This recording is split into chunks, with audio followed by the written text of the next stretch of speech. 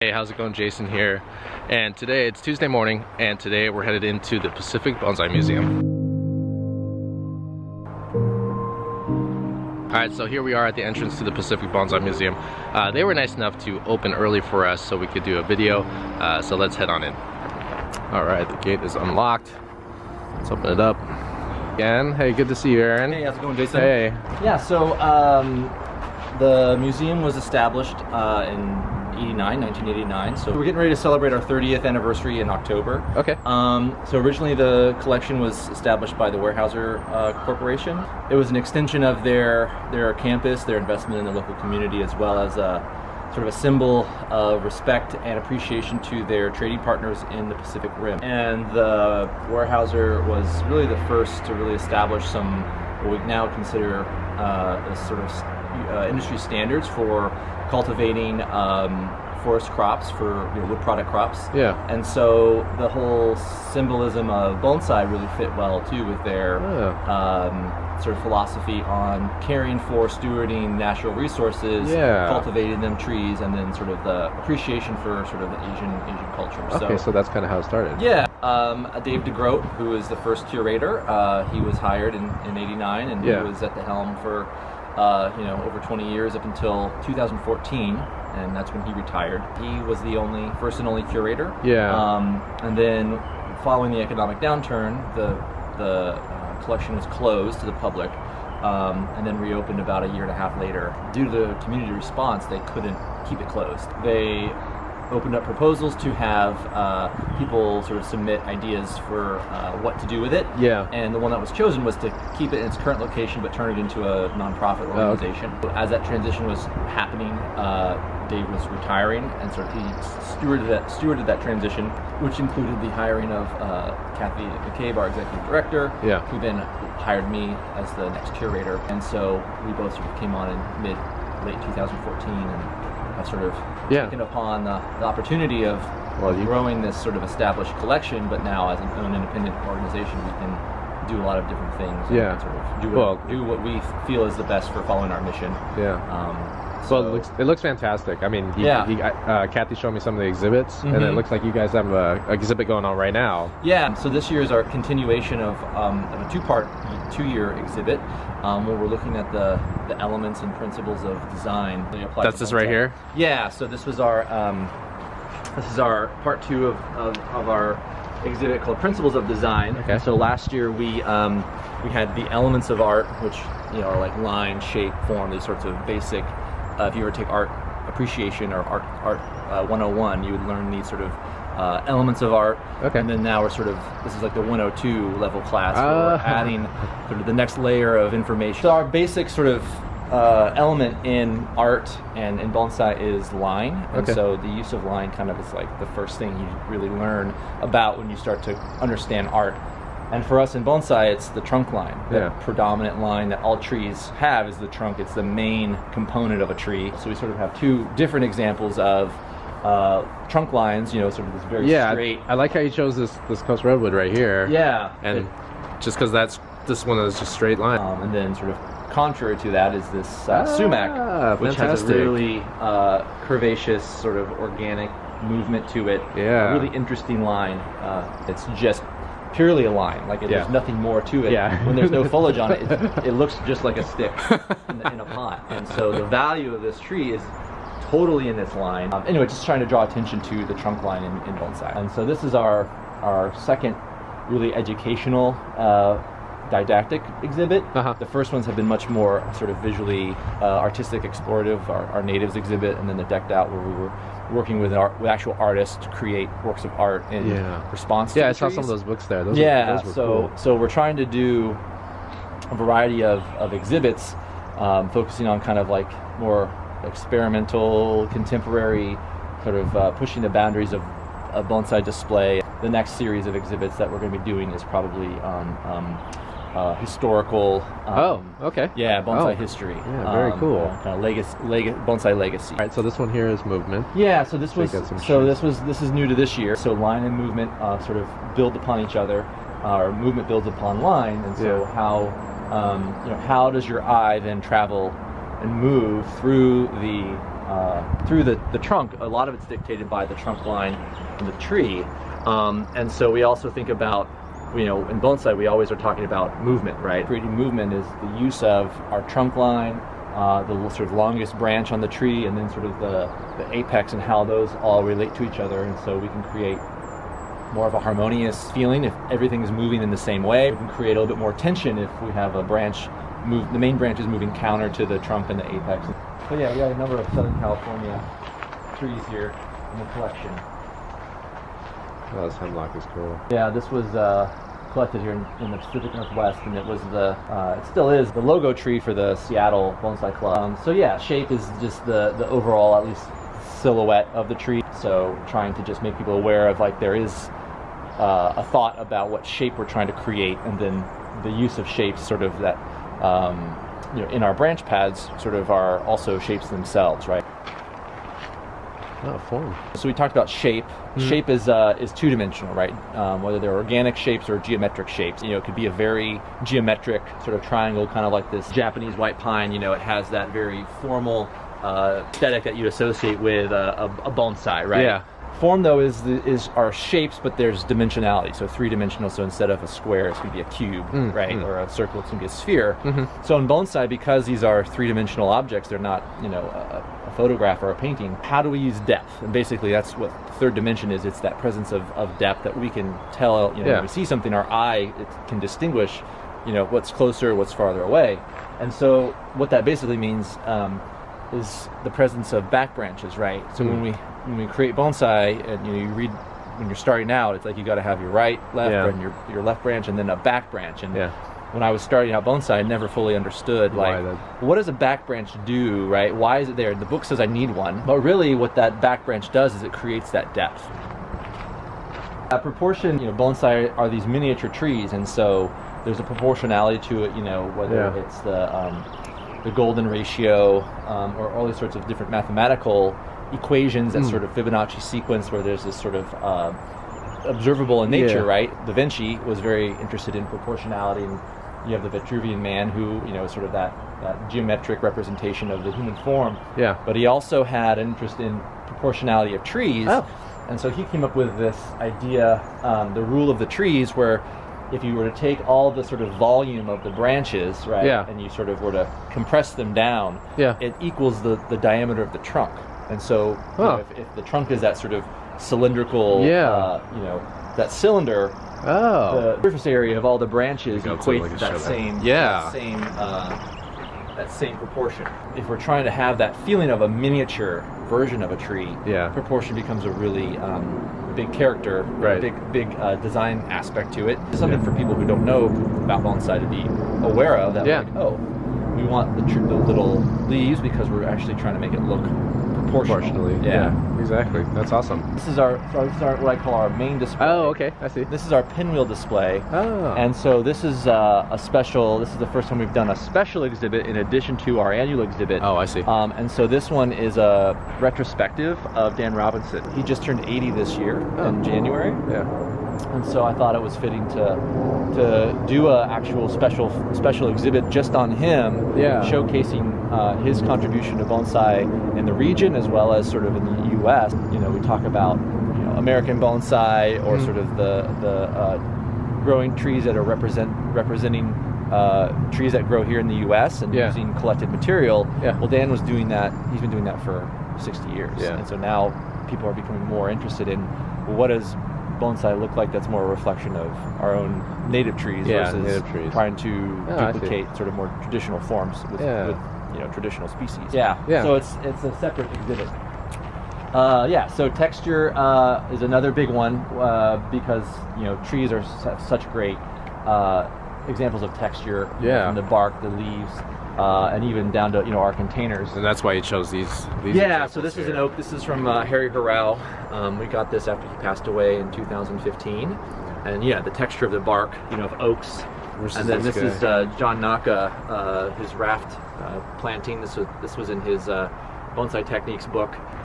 So I was mentioning Dan Robinson turning 80. We wanted to do a retrospective. His passion is gnarly trees. So Dan himself, if you ever met him, he's a gnarly guy. And that one word encompasses Dan Robinson and his bonsai. As we go around, it sort of traces his evolution, of his trees, like from his very earliest to more, from his 80s and 90s and around to sort of today. Having someone who's been so involved in bonsai, the bonsai community at such that level for 60 years, no kidding. It just felt fitting to honor him as he turned 80. So this tree is really something special. We don't have trees of this age and size and history in the U.S. There's a couple, but this tree is a trident maple that we call the Demoto maple. The Demotos were a family of nurserymen in Oakland, California. Okay. They immigrated in the late 1880s and were one of the first, if not the first, Japanese-run large-scale nursery operations in California. This tree was imported in 1913 for the Panama Pacific Exposition, which was in celebration of the Panama Canal's completion.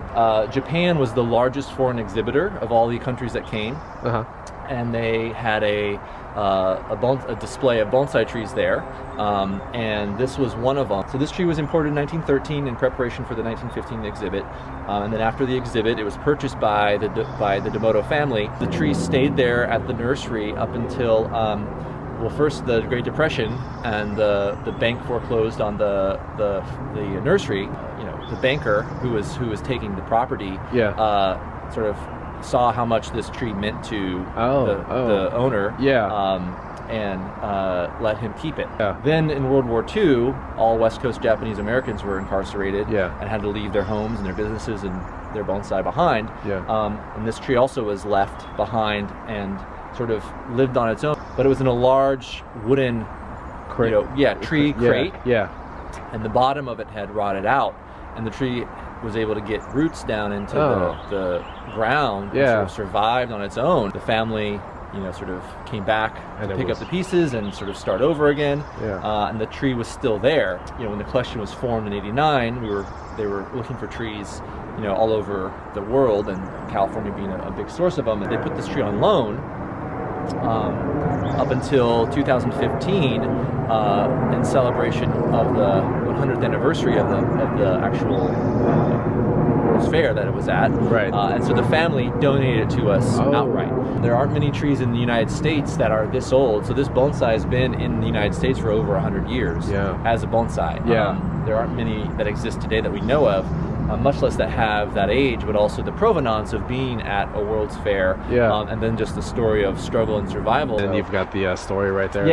We've got the story of it, and you can see the tree. The tree was much taller, so here's I guess this is still kind of our apex here, but there's the wood box that it was in. Unity is an interesting concept. It's basically elements of the tree, or all of the elements of the work are sort of, again, working together to create kind of a larger impression, but made up of smaller parts. In bonsai, that unity, I think, relates to the angling of the branches and how they sort of originate from the tree. So if you are a tree, Monterey cypresses that grow along the coast, they tend to all have that upward orientation as a result of the environment. All of the elements of the work are sort of connected in a way. They all kind of come together to create something that's sort of larger than the sum of their parts. Color, I think, is really the thing we respond to the most, right? When we have bonsai on display, especially here when these azaleas are flowering, these trees get more reaction from people than any of these, other amazing conifers do, right? What does that mean for bonsai?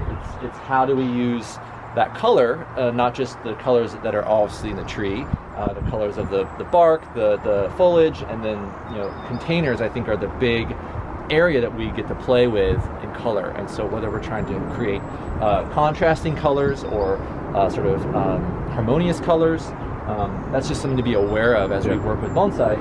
So it's really kind of interesting when you start to think about. So contrast, like we were just talking about, is that difference between colors, and there's different gradations of contrast. So the more contrast you have, the more visually engaging it is for the viewer. Space is, again, a big element of design, and when bonsai we talk a lot about negative space. but also positive space, and understanding how negative space works in trees.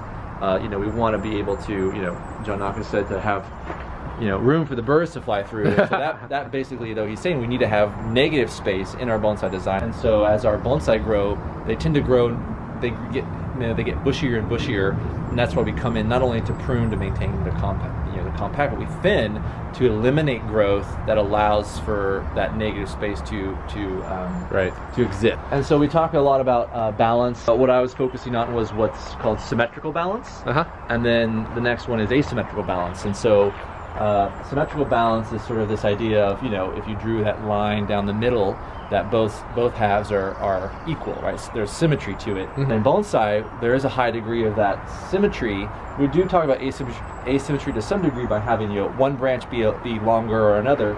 But in a lot of traditional bonsai designs, symmetry, they become really closer to symmetrical balance than asymmetrical balance. So these are just examples of trees that tend to have that more symmetrical form to them. And you also just being aware, not to say that one is better than the other, but it's just being aware of also the feelings of the feeling that generates in the viewer is we as humans, we like symmetry. The counter of that symmetrical balance is asymmetrical balance. And these all have different degrees of it. You know, some have much more extreme asymmetry where it really creates that far degree, and others have more subtle. You know, this could almost be almost close to symmetrically balanced, but there's different degrees, so it doesn't have to be all totally extreme asymmetrical. There can be subtleties of it, and that's why you chose these three, right? Right. I see. Just kind of showing that what we think of when we think of symmetry in the trees. It's the lab here. So I mentioned it a little earlier. The lab is a design project that we're doing called the Living Art of Bonsai. So LAB, it's an acronym that sort of conveys this idea of experimentation with bonsai design. We're sort of in this process right now. We're halfway through it, of providing 3 different artists. Like I said, Ron Lang and Austin Heinzman and Ryan Neal. Each sort of having a different component, right? We have the tree, the pot, and the stand as those sort of baseline aspects of bonsai display. What would happen if they were all given the opportunity to be totally creative and free to, you know, explore some design, but also give them some inspiration, which is where we chose architecture, contemporary architecture, you know, American architecture as that vessel of inspiration. So the first one was a Frank Lloyd Wright house here in Tacoma that we were able to visit and actually create bonsai, or actually do these works inspired by it. This is a pot and a stand that were in response to that space. That's cool. And then the limber pine was also made for that space. So we're giving them not only the opportunity to be creative, but also we're looking at that how bonsai is designed, which has always been tree, pot, stand. This is an example where it's gone pot, stand, and now Ryan will have to find a tree that's going to fit in the container, but also stylistically relate to this as well. So anyway, we're kind of I like that idea. So these trees are kind of a little bit interesting. They just kind of speak to you know, Nick Lenz, and then this Taxus is pretty interesting. They kind of have a little bit more unusual. Nick Lenz is a really interesting guy, but you know, he made his container, you know, and with these snakes on it. And so he was really an early guy who was trying to buck in the trend, doing things that were not looked at, you know, with maybe the same value as other people. So it kind of was fitting to have them here in this section. This has been a fantastic tour. So where would you recommend if people want to learn more about the museum? So if people are interested in getting more info, you can check out our website, which is www.pacificbonsaimuseum.org, and the museum's, you know, also on local, you know, social media channels, Facebook and Instagram. And you have events posted on there? We have events. As the exhibits, they change annually. We're working on doing our session 3 of the lab coming up in August. So any information that people have, they can find there. Okay, great. All right, thanks for the tour, Aaron. Yeah, thanks, Jason. Thank you. All right, so I just want to thank Aaron Packard for that amazing tour of the garden. If you guys want to learn more, head over to their website. Otherwise, thanks for watching.